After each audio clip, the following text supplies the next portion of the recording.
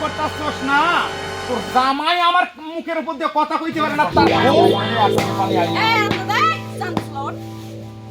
তোর এত মানুষের ক্ষেত থাকতে তুই আমার ক্ষেতে যে পড়ে মরস কে? হ্যাঁ, আমার ক্ষেতের মাটিগুলো খুঁজে খুঁজে সব নিয়ে এসিস কি লেগে? হ্যাঁ, তোর দাদা গেলে সম্পত্তি ওইটা তোর দাদা লাগাই দিয়েছিল। হ্যাঁ, মাটিগুলো তো দাদা রোপণ করছিল। হ্যাঁ ওইসে কি হলো চিল্লা করতেছ কি হয় না এটা কও?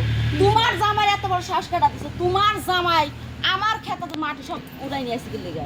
আরে ওইটাকে লাঙ্গের জায়গা নাকি? হ্যাঁ, লাং লাগি এত সুন্দর সে হারা লাগে যে ব্যবহারটা করতাছ তুমি মনে হয় তুমি কি এখন ওইয়া পছন্দ দেখেন না আরে কি এমন হয়ে পড়ছি মানেটা কি? এই উড়াই মানেটা কি?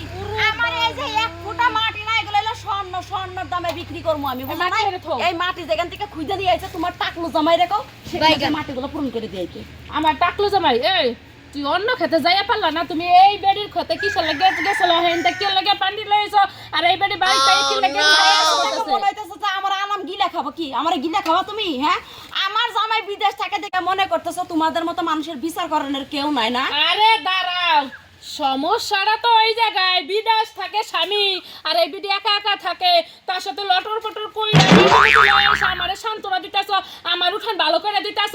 আমি বুঝি না কিছু, আমি ফিটু খাই আগে দুধ ভাবতাম খাই। যে তোমার জামাই চরিত্রের সমস্যা আছে, এখন থেকে তোমারও চরিত্রের সমস্যা আছে বেডি।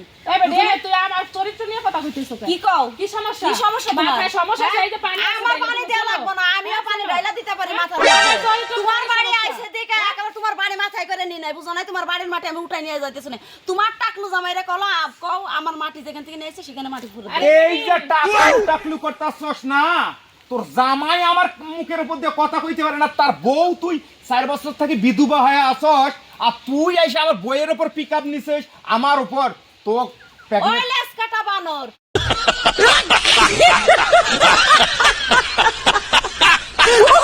আমার জামাই 4 বছর ধরে বিদেশ গেছে, আমি বিধবার মতো ভয়ে পড়ে আছি। আমি কি এলাকার পোলাপানরে টাক দিছি নাকি তোরে একদিন টাই পাচ্ছি যে আমার ঘরে আসো? এ বেডি আমার জামাই লেস নাই, লেস কাটছি না কি করছ এটা তুই জানো কেমনে?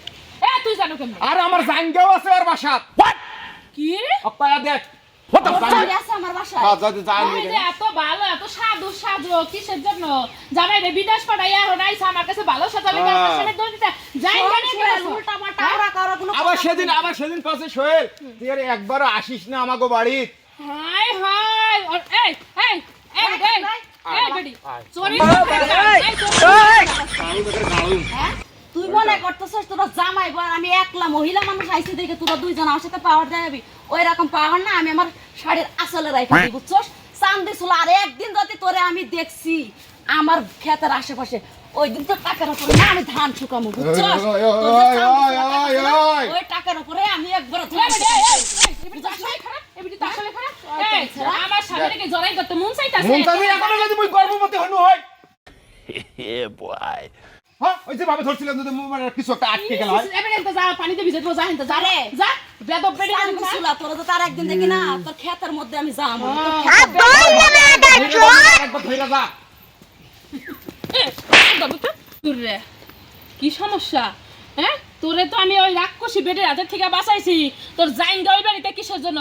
আবার বেডি চইলে যাইতেছ আমার আরেকটু জড়াই ধরে যা কে মজা লাগে আরে মোনালিসা তুই এত 12 বছর থেকে মোর সংসার করছিস মোর টাউটামি বুদ্ধি চেনস না এই জাঙ্গার কথাটা না কইলে মাটি নিয়ে ওই বিচার বসাইতো ও সময় দিতে মন চাই তোমার এই হচ্ছে চান্দি চুলার কত বুদ্ধি দেখছস গেছে গা अच्छा আমার গুড়ান্ডা তো ঠিক আছে। খাওয়া মোর সাথে সংসার কইরা না समझ गया। তুই ছোস খায়া খায়া খাসির মতো হইস না আচ্ছা পানি খাও দর মেলা এ তোর হাতের মানে আয় শোনা আয় ঘরে